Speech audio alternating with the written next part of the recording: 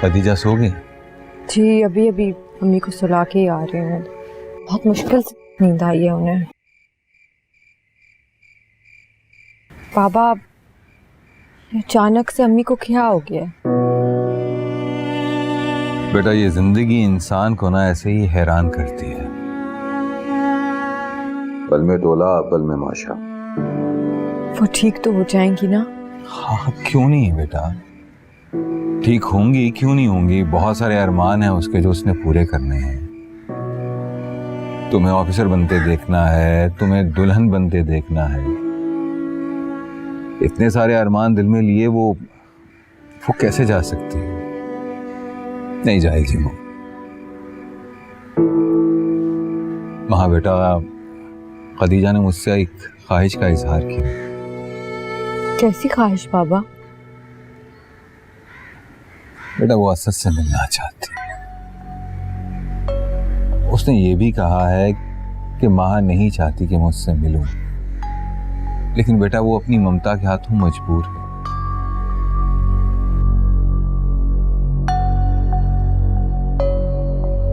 मुझसे नाराज क्यों हो रही हो?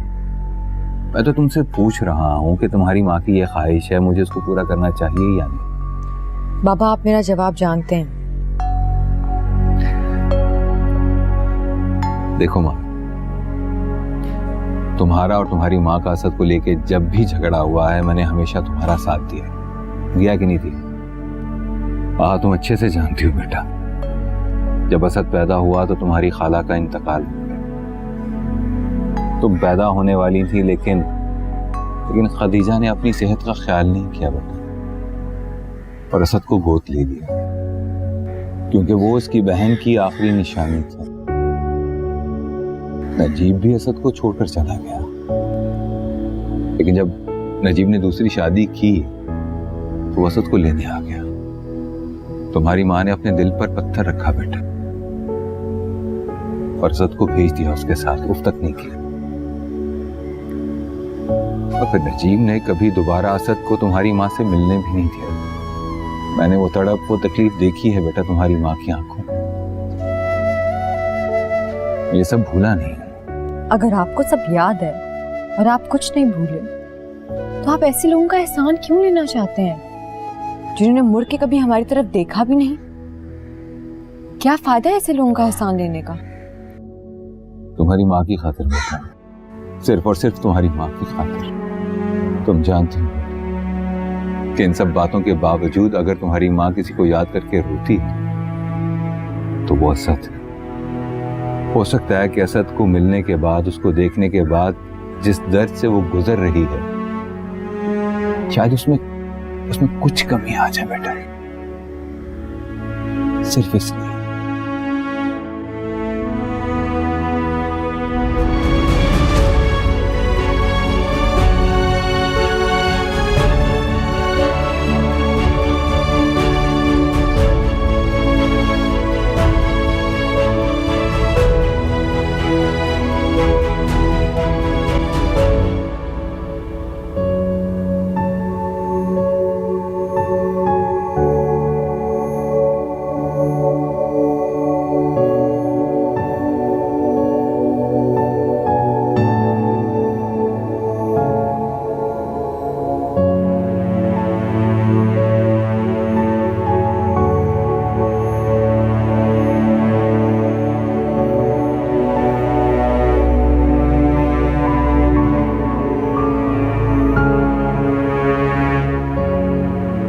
जावेद,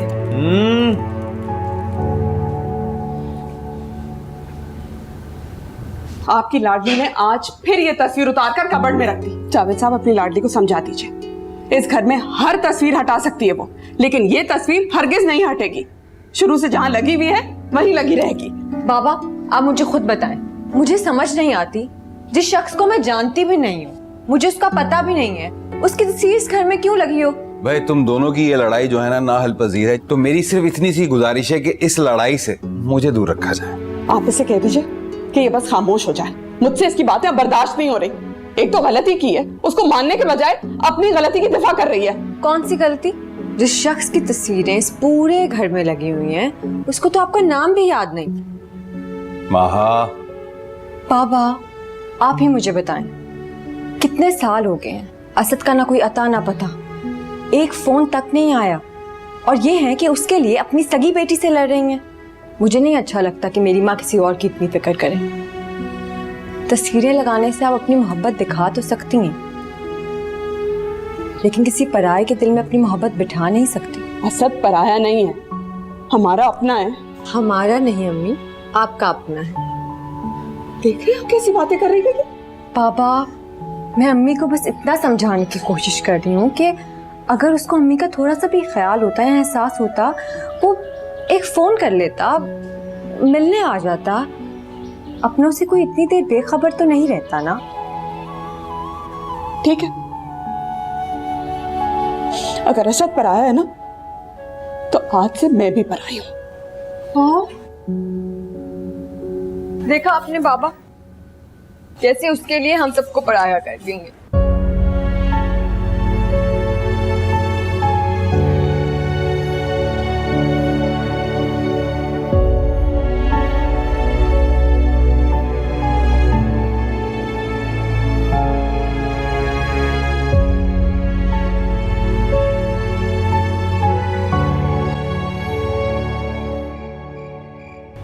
चच्ची की तबीयत कैसी है?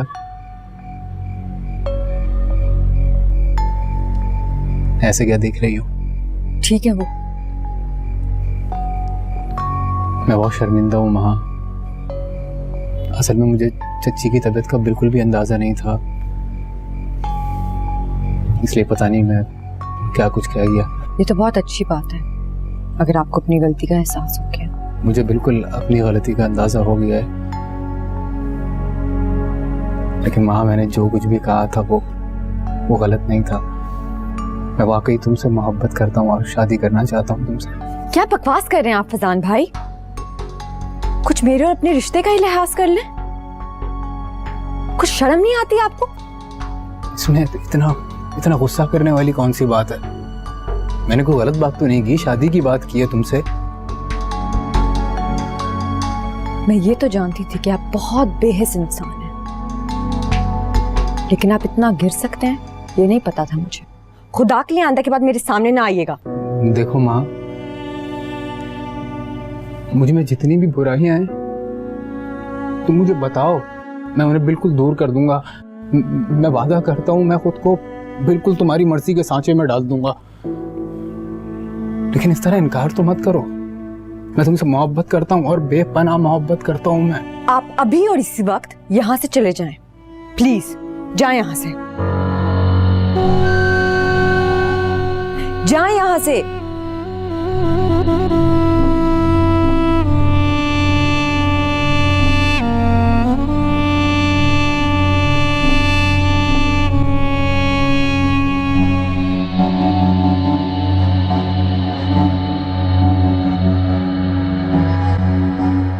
वहां बेटा किससे चीख के बात कर रही थी?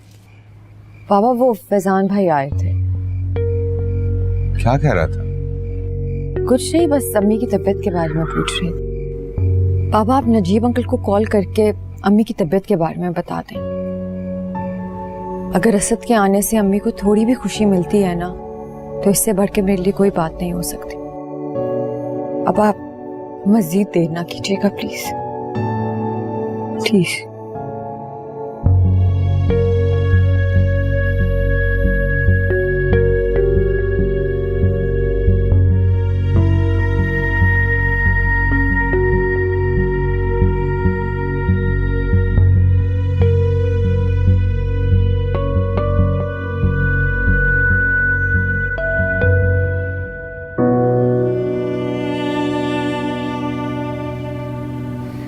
क्या बुराई है मुझे में? अरे अच्छा भला तो दिखता हूँ।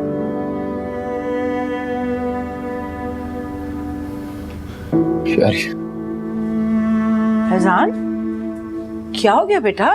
किसी से लड़कर आए हो क्या? अरे अम्मी, पता नहीं क्या समझती है खुद को। इतने प्यार से प्रपोज किया, मोहब्बत का इजहार किया, और उसने ऐसे धुतकार दिया जैसे मेरी कोई इज्जत ही नहीं है उसकी नजरों में। किससे मोहब्बत का इजहार किया? किसे प्रपोज किया? महा से अम्मी। यहाँ तक बोल दिया कि तुम जैसा कहोगी वैसा बन जाऊंगा, बिल्कुल तब्दील कर दूंगा खुद को तुम्हारे लिए, लेकिन उसने मेरी कोई भी बात सुनने से इनकार कर दिया। या मेरे खुदाया, हाय अल्लाह फैजान, ये तुमने क्या किया? कितने बेवकूफ इंसान हो तुम। अरे इस तरह थोड़ी खानदान की लड़कियों को प्रपोज करते हैं। उनका तो इज्जत से रिश्ता भेजते हैं बड़ों के साथ। और फिर जब मैंने तुम्हें कहा था कि मैं तुम्हारे अब्बू से बात करूंगी, भेजूंगी उन्हें तुम्हारे चचा के पास, तो तुम्हें ये हरकत करने की जरूरत क्या पड़ी थी? कब जाएंगे अब्बू, बताएं मुझे, कब जाएंगे? खदीजा की बीमारी का पता चला था ना उन्हें, इसलिए रुक गए थे। अब तुम्हारे चचा को इस बात का पता लगेगा ना, तो वो एक बड़ा मसला बना लेंगे। अम्मी, मुझसे अब और इंतजार नहीं होता। आप अब्बू से कहें कि आज ही जाके बात करें वो, क्योंकि मोहब्बत तो करता हूं मैं उससे, पर अब वो मेरी जिद बन गई है अम्मी। मैं हर सूरत उसे हासिल करना चाहता हूं, हर सूरत। देखो मेरी बात सुनो, तुम्हें इंतजार करना पड़ेगा। जब तक खदीजा ठीक नहीं हो जाती ना, जब तक तो इंतजार करो कम से कम। अरे मैं कह रहा हूं आपसे, मुझसे नहीं हो रहा इंतजार। आप अब्बू को बोले कि आज ही जाके बात करें। और अम्मी, चच्ची अब ठीक होने वाली नहीं है। वो बस चंद दिनों की मेहमान है, और आप चाचा को जानती नहीं है, चाचा बहुत होशियार आदमी है। वो चच्ची के मरने से पहले मां का रिश्ता कर देगा। मैं आपसे बोल रहा हूँ, अब्बू को बोले बात करें ना। कब बात करेंगे वो? हौसला रखो मेरा बच्चा, मैं करती हूँ कुछ, करती हूँ, परेशान नहीं हो।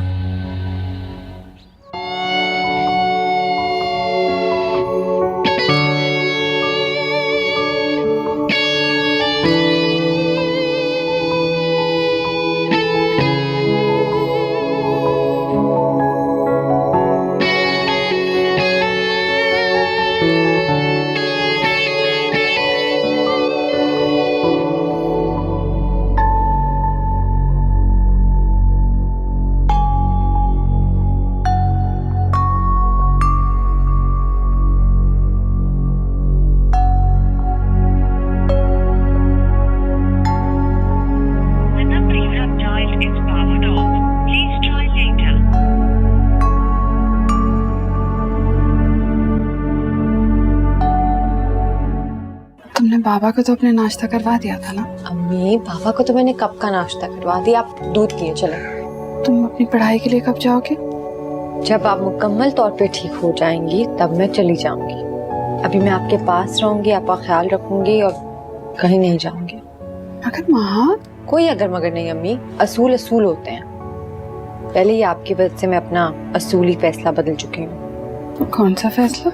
यही कि असद ना कभी यहाँ आएगा और ना उसका कभी जिक्र होगा इस घर में। क्या मतलब? मतलब ये कि बाबा बाहर बैठे नजीब अंकल को कॉल कर रहे हैं। तक तो बात हो भी गई होगी। अब तो खुश हो जाए अम्मी, आपका लाडला भांजा असद फाइनली आ रहा है। आप सच कह रही हो ना? 100% सच।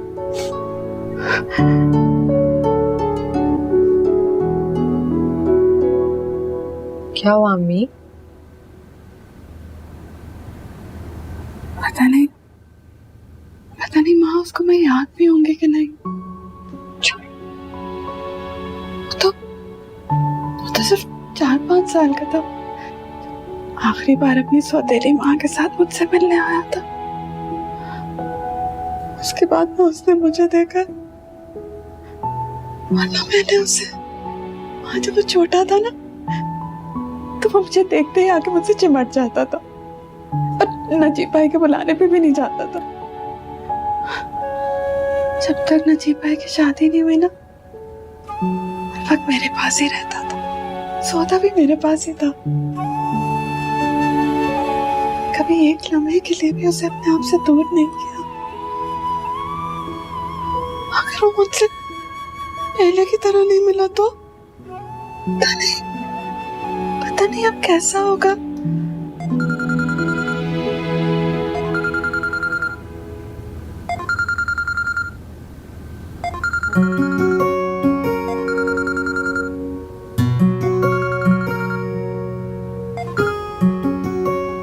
जी उगल साहब, आप जानते ना कि डैड की एब्सेंस में हमारी रिस्पॉन्सिबिलिटी और ज़्यादा बढ़ गई है। मैं आपकी सलाहियतों पर शक नहीं कर रहा हूँ, बट मैं एक बार प्रेजेंटेशन खुद देखना चाहता हूँ, और क्लाइंट के सामने जाने से पहले मुझे एक बार आपसे कुछ ज़रूरी बातें करनी है। ठीक है, मैं हाफ एन आवर तक पहुँच रहा हूँ। Okay, done. Okay, see you, bye. जब तक नाश्ता खत्म नहीं करोगे ना, ये फोन मेरे पास रहेगा।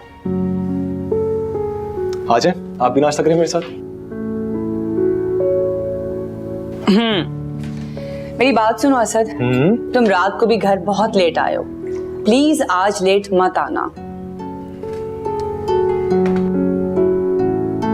I am sorry mom, I know मैं जब तक घर वापस नहीं आता और मेरा वेट करती रहती हूँ और सही से सो भी नहीं पाती। आज से मैं ख्याल रखूंगा। ओके? तुम्हारा इंतजार करना मुझे बिल्कुल बुरा नहीं लगता है, बस मैं ये चाहती हूँ कि तुम अपनी सेहत का ख्याल रखो। बल्कि मैं तो सोच रही हूँ कि आज ही तुम्हारे डैड से कहूँ कि बस कर दे, वापस आ जाए। जब से वो गए हैं उनका सारा बिजनेस तुम्हारे सर पर आ गया है। आप बिल्कुल सही सोच रहे हैं, आप आज ही उन्हें कॉल करें। 10 दिन का बोल के आज पूरे 15 दिन हो गए, वापस ही नहीं आ रहे। पता तो करें वहां पे कर क्या रहे हैं। आज लेती हूँ मैं तुम्हारी डैड की क्लास। मॉम मैं बहुत लेट हो रहा हूँ, आई हैव टू गो। क्या मतलब? खाना तो खाओ। नहीं, मैंने खा लिया, अपना ख्याल रखिएगा। मैं तो रख लूंगी। सुनो सुनो, अब गाड़ी बिल्कुल तेज नहीं चलाना, और गाड़ी चलाते हुए मोबाइल यूज नहीं करना। लंच टाइम पे करना। Okay mom. घर जल्दी आना। Okay mom. अपना ख्याल रखना। Bye bye. आपके पास इनका कोई दूसरा नंबर नहीं है? और नहीं बेटा, हमेशा से यही नंबर था। कब बात हुई थी आखिरी दफा इस नंबर पे? तो काफी टाइम हो गया उससे बात हुए, मुझे तो याद भी नहीं है। पापा प्लीज कुछ भी करें और उनका नंबर ढूंढें। मैं अम्मी को अंदर बता आई हूँ कि बाहर बैठे शायद आप उनसे बात कर चुके हैं। अब उनको पता चलेगा कि आपकी उनसे बात नहीं हुई तो उन्हें कितना दुख होगा। नहीं खुश थी अंदर वो अभी। सोचें आप, शायद कोई कांटेक्ट निकल आए, कोई बंदा जिसको जानते हो वो और आप। इस बारे में मैं काफी सोच चुका हूँ, लेकिन मुझे कुछ समझ में नहीं आ रहा। अच्छा तुम परेशान नहीं हो, मैं पूरी कोशिश करता हूँ कि कहीं से उसका कांटेक्ट मिल जाए। ये भी तो हो सकता है कि उसने नंबर ना बदला हो और किसी मजबूरी के तहत नंबर ऑफ किया हो, खोल। जावेद जी। अस्सलाम वालेकुम। वालेकुम सलाम, कैसी हो बेटा? जी मैं ठीक हूँ। मैं आपके लिए चाय लाऊं था? अब अरे नहीं, चाय की तलब नहीं है और गुंजाइश भी नहीं है। तुम आराम करो, जाके जाओ जाओ बेटा जाओ। खदीजा की तबीयत कैसी है? हाँ बस आए।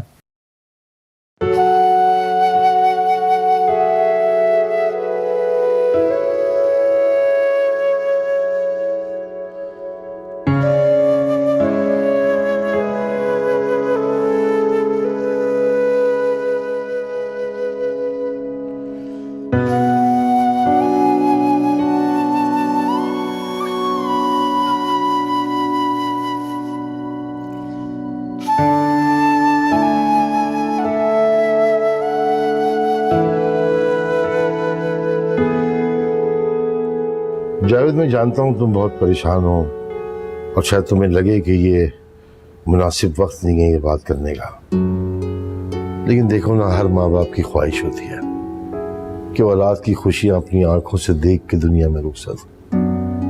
अब कौन पहले जाता है कौन बाद में जाता है ये तो अल्लाह को बेहतर पता है, लेकिन मैं इतना जानता हूँ, बल्कि मुझे यकीन है कि खदीजा के दिल में जरूर ये ख्वाहिश होगी कि माँ की शादी उसकी आंखों के सामने हो जाए, और वो इसी फिक्र में भी हो। बल्कि अगर तुम भी हकीकत पसंद होकर सोचो ना, तुम्हारा भी यही फैसला होगा कि माँ की शादी खदीजा के सामने हो जाए। जी आपकी बात ठीक है, मगर मैं चाहता हूं कि तुम माँ की शादी फैजान से कर दो। बच्चे हैं घर के, कोई तकल्लुफात की जरूरत भी नहीं है, सादगी से निकाह कर देंगे दोनों। फैजान की शादी माँ से? हाँ तो हर्ज क्या है इसमें भाई? अरे हम सारी जिंदगी साथ रहे हैं, हमारे बच्चे भी साथ रहेंगे, इससे अच्छी बात और क्या होगी। मैंने फैसला कर लिया, तुम एक आध दिन में सोच के जवाब देना, क्योंकि नेक काम में देर नहीं करनी चाहिए। सही है? चलो मैं चलता हूँ बस।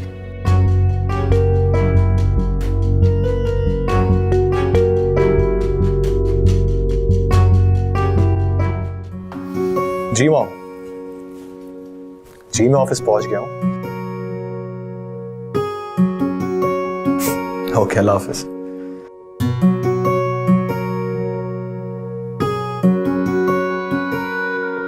मुझे लग रहा है मैं लेट हो गया हूँ। नहीं सर, हमारे पास सिर्फ आधा घंटा है। आधा घंटा भी बहुत है। आप मुझे दिखाएं ये प्रोग्रेस।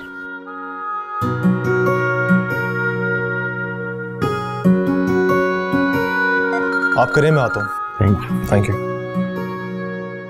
जी डैड। डैड मैं बिल्कुल ठीक हूँ। आपको पता है मैं कराची से मीटिंग करके भी आ गया और मॉम को बिल्कुल भी पता नहीं चला। मैं चाहता हूं कि तुम माँ की शादी फैजान से कर दो। तुम एक आध दिन में सोच के जवाब देना, क्योंकि नेक काम में देर नहीं करनी चाहिए।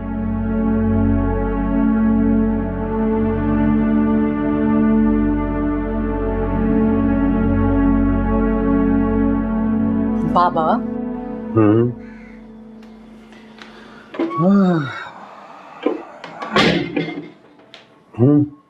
क्या हुआ? आप इतने परेशान क्यों हैं? कुछ नहीं बेटा, बस ऐसे ही। खदीजा क्या कर रही है? अम्मी तो सो रही हैं, पर पापा आप परेशान हैं। मुझे बताएं क्या हुआ है? कुछ नहीं बेटा, तुम्हारी माँ के बारे में ही सोच रहा था। बड़ा ख्वाब है उसके, दिल ही दिल में दुआ कर रहा था कि अल्लाह उसके सारे ख्वाब पूरे करते हैं। आपने नजीब अंकल का नंबर ट्राई किया? नहीं, अभी करता हूँ। The number you have dialed is powered off. Please try later. Off आ रहा है। बाबा, आपने मुझे बताया था कि नजीब अंकल की कोई इंपोर्ट एक्सपोर्ट का बिजनेस है। हाँ है तो सही, किस नाम से है वो? लेकिन तुम क्यों पूछ रही हो? नहीं, अगर तो वो असद के नाम पे है ना, तो मेरे लिए कॉन्ट्रैक्ट निकालना मुश्किल नहीं होगा, बल्कि मैं कुछ करती हूँ।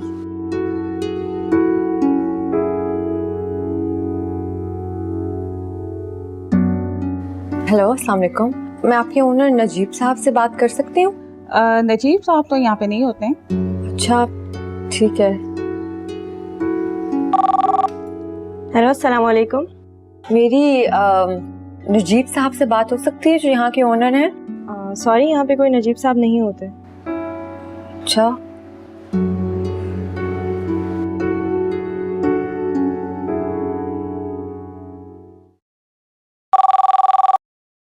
हेलो, अस्सलाम वालेकुम। मैं आपके ओनर नजीब साहब से बात कर सकती हूँ? जी, आप कौन बोल रही हैं? जी, मैं महा हूँ। नजीब साहब मेरे अंकल हैं। मेरी काफ़ी अरसे से असल में उनसे बात नहीं हुई। अभी थोड़ी इम्पोर्टेंट है बात करना, तो आप प्लीज़ मेरी उनसे बात करा सकती हैं? वो तो मुल्क से बाहर गए हैं। अगर आपको उनसे बात करनी है तो कुछ दिन इंतज़ार कर लें। कब आएंगे वो? ये तो मैं नहीं बता सकती, क्योंकि वो अपने पर्सनल टूर पर गए, इसलिए मैं कुछ ज़्यादा नहीं जानती। देखें, अगर आपके वो अंकल हैं तो फिर आपके पास उनके बेटे का या मिसेस का नंबर तो होगा, आप उनसे क्यों नहीं पूछ लेती? मेरे पास उनकी फैमिली में से किसी का नंबर नहीं है। अगर हो सके तो आप प्लीज़ उनकी मिसेस या उनके बेटे का नंबर मुझे दे दें। असल में मेरी अम्मी की तबीयत बहुत ख़राब है, मैंने उनको इत्तला देनी है इस बारे में। अच्छा, देखें, मुझे इजाज़त तो नहीं है ऐसे किसी को नंबर देने की, मगर आपने बात ही ऐसी कर दी है तो मैं आपको उनके बेटे मिस्टर असद का नंबर दे देती हूँ, आप उनसे बात कर लें। जी जी, प्लीज़ बताएं। एक मिनट जी, एक मिनट जी, बोलें।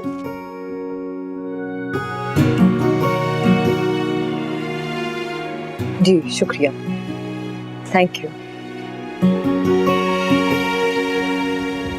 बाबा, बाबा, यहाँ आए।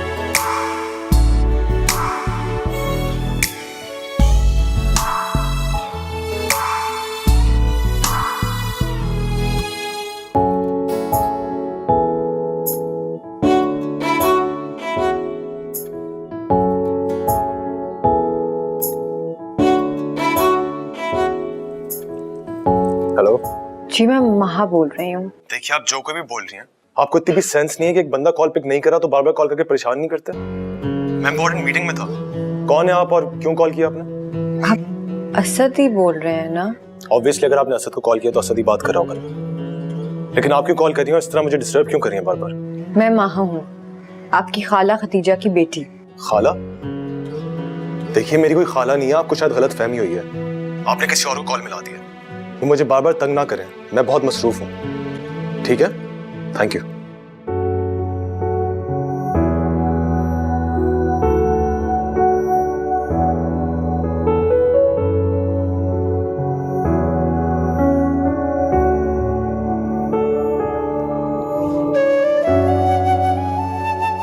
मैं माहा हूँ, आपकी खाला खतीजा की बेटी।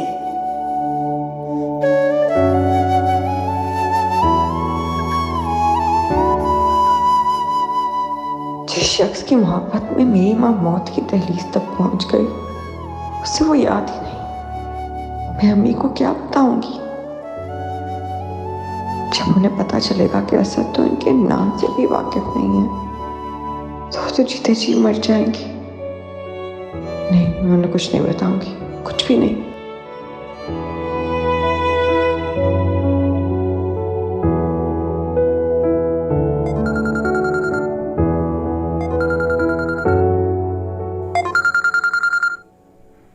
हेलो, कहाँ हो तुम? मैं कब से तुम्हें कॉल कर रही हूँ, तुम मेरा कॉल क्यों नहीं रिसीव कर रहे हो? सॉरी मॉम, वो एक इंपॉर्टेंट मीटिंग में था, मैं अभी ऑफिस आया हूँ वापस। बात सुनो, अपनी मसरूफियात में खाना खाना ना भूल जाना। जी मुझे पता है, बिल्कुल आप बिल्कुल फिक्र मत करें। मैं कोई बच्चा थोड़ी हूँ, बड़ा हो चुका हूँ। तुम कितने भी बड़े हो जाओ लेकिन मेरे लिए बच्चे ही रहोगे, समझे? जी मॉम, बिल्कुल समझ गया हूँ। अच्छा एक बात कहनी थी, रात को आप डिनर कर लीजिएगा, मेरा बाहर का प्लान है कुछ। क्यों? क्या ऑफिस में ज्यादा काम है? नहीं, कुछ और प्लान नहीं है। एक्चुअली ज़ारा ने मुझे इनवाइट किया है डिनर के लिए। ओह, तो आज जनाब का बाहर खाना खाने का मूड है। बस देख लें, मुझे खुद नहीं पता, शायद आपकी भतीजी की कोई लॉटरी निकली है। चलो अच्छा है, डिनर एंजॉय करो, लेकिन सुनो, डिनर करते ही सीधा घर, इधर उधर घूमने की कोई जरूरत नहीं है और लेट बिल्कुल नहीं होगे तुम। के मॉम, बिल्कुल ठीक, सही है। मैं चलता हूँ, अब एक दो काम है। सही है, आपसे बात होती है। Take care, bye.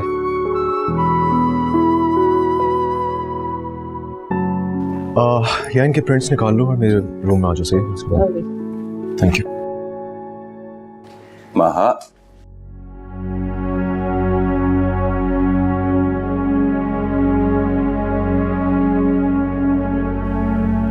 माहा बेटा सब खैरियत तो है ना? क्या हुआ? नजीब का कोई कांटेक्ट मिला? कुछ नहीं मिला। तो कोई बात नहीं बेटा, तुम रो क्यों रही हो? तुम परेशान नहीं हो, मैं ढूंढ लूंगा। तुम परेशान नहीं हो, खुद को खामखा निढाल नहीं करो, मैं ढूंढ लूंगा।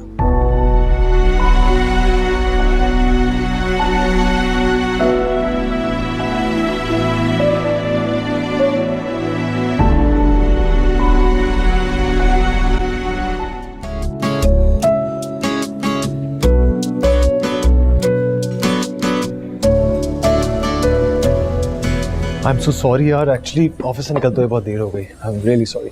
It's okay, I understand. Dinner order किया तुमने? तुम यहाँ सिर्फ खाना खाने आए हो? तुमने डिनर पे इनवाइट किया था ना? मतलब कि तुम में कोई सेंस नहीं है। तुम्हारे सामने एक प्यारी सी लड़की बैठी है, तुम्हें डिनर पे इनवाइट किया है, तुम उसकी तारीफ किए बगैर खाने का पूछोगे? तुम लड़की हो? बचपन में क्रिकेट तुम खेलती थी, लड़कों की पिटाई तुमने की है, साइकिल तुम चलाती थी, अपना खुद का बिजनेस है। कोई है लड़कियों वाली बात तुमने? आई मीन लड़कियों में नजाकत होती है, यू नो, एक अदा होती है। ये किस दौर की बातें कर रहे हो तुम? कब से इतने फिल्मी हो गए? जब से तुम लड़की बनी। अच्छा जल्दी से ऑर्डर करो यार, बहुत भूख लग रही है मुझे। डोंट वरी, मैंने ऑर्डर प्लेस कर लिया। वाह, मतलब मैं मेहमान हूँ, तुमने मुझसे पूछे बगैर ही ऑर्डर कर दिया? डोंट वरी, तुम्हारे फेवरेट ही ऑर्डर किया है। बचपन से जानती हूँ तुम्हें, तुम्हारी एक एक चीज का पता है मुझे। यही तो वजह है कि तुम मेरी फेवरेट कज़न हो। फेवरेट इसलिए हूँ क्योंकि अकलौती कज़न। लौटी कैसे? मेरी और कोई कजन नहीं है क्या? नहीं, इस कदर एहसान फरामोश इंसान है वो, ये तक भूल चुका कि इसकी कोई खाला भी है। मेरी माँ इस हालत में भी इसे याद कर रही है।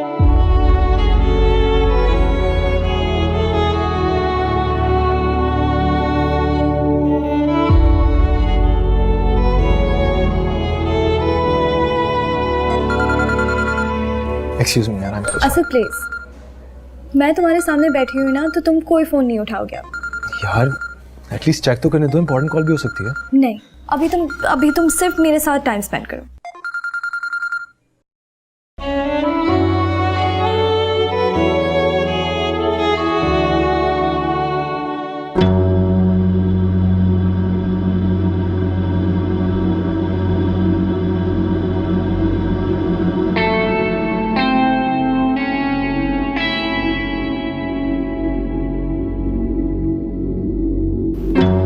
महा, खुशखबरी सुनी तुमने?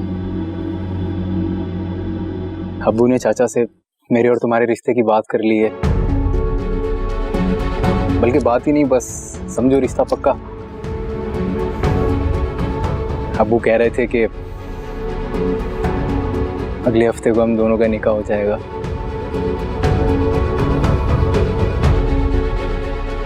मैं जानता हूँ महा, तुम मेरे बारे में क्या सोचती हो, लेकिन मैं तुम्हारे बारे में क्या सोचता हूँ वो तुम नहीं जानती। मैं तुमसे वादा करता हूँ महा, मैं तुम्हें हमेशा खुश रखूंगा, कभी कोई परेशानी नहीं आने दूंगा तुम पर, मेरा वादा है। बस फैजान भाई, आपकी और मेरी शादी नहीं हो सकती। इस बात को आप जितनी जल्दी तस्लीम कर लें उतना आपके लिए बेहतर होगा।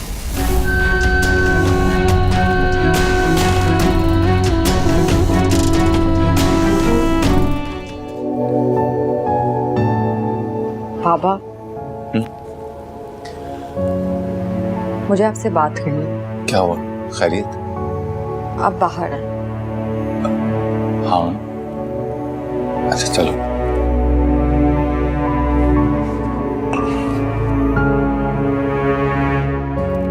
माँ बेटा सब खैरियत तो है, क्या बात? ताया अब्बू ने आपसे क्या बात की है? बेटा उनसे मेरी काफी सारी बातें हुई, तुम किस बात के बारे में जानना चाहती हो? बाबा आप जानते हैं मैं आपसे क्या पूछ रही हूँ।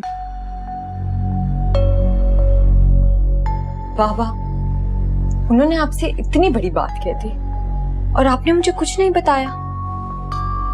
बाबा, आप जानते हैं ना फैजान को, आप जानते हैं उसे, उसके बोलचाल को, उसके लहजे को, उसके अंदाज को। मेरा उसका कोई जोड़ नहीं है बाबा। मैंने सारी जिंदगी उसे भाई कहा है और उसको तो रिश्तों तक का एहतराम नहीं है। वो ऐसा इंसान है जो अपनी माँ बाप तक की इज्जत नहीं करता। आप मुझे खुद बताएं, क्या मेरा और उसका कोई जोड़ है? अच्छा किया माँ बेटा, तुमने खुद मुझसे ये बात कर ली। मुझे ये समझ में नहीं आ रहा था कि ये बात मैं तुमसे कैसे करूं। तुम्हें परेशान होने की बिल्कुल जरूरत नहीं है बेटा, वही होगा जो तुम्हारा फैसला है, और फैजान के लिए तो बिल्कुल भी नहीं। बेटा मैं तुम्हारा बाप हूं, मैं समझता हूं कि मेरी बेटी के लिए क्या सही है और क्या गलत। तुम जाओ और जाकर आराम करो। मैं तारिक भाई से खुद ही बात कर लूंगा और उन्हें मना कर दूंगा, और वो मेरी बात का बुरा भी नहीं मानेंगे।